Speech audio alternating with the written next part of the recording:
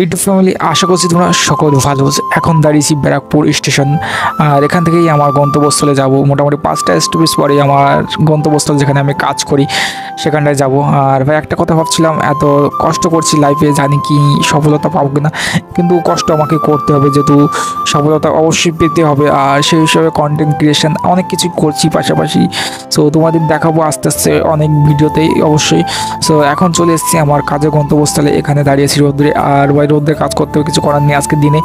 আর সেই মতন কাজটা হচ্ছে রঙের কাজ, হালকা মেজারমেন্ট এখানে করতে হচ্ছিলো, নাম্বারিং করতে হচ্ছিলো, সেটাই করছিলাম আমি এখানে বসে।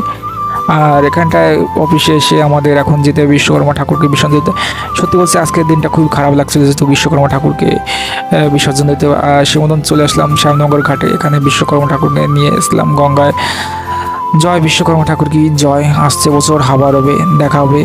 আর দেখা হচ্ছে নেক্সট ভিডিওতে।